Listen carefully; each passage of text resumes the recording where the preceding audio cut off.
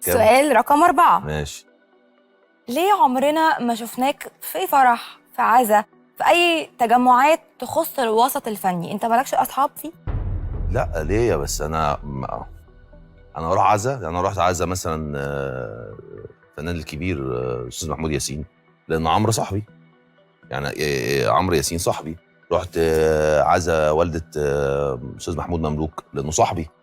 هنا لازم يبقى صاحبي عشان اروح، لكن انا لو الشخص اللي مات له حد انا ما يربطنيش بيه علاقه. يعني زميلك في الوسط ما هو انا مثلا كده رايح بقى عشان اتصور صح؟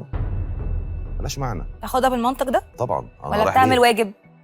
ما هو انا ما اعرفش الشخص. مين أقرب حد ليك في الوسط؟ لا كلهم زمايلي، كلهم انا زمايل، لكن أصدقاء قوي، صداقة قوية؟ كلهم زمايلي وكلهم على نفس مفيش حد مثلا بتخرج معاه بتسهر معاه؟ لا كلهم على نفس القدر من الاحترام بالنسبه لي، يعني ان انا لكن بحترم مش كلهم. قريبين منك قوي لا اللي هو كأصحاب؟ لا لا.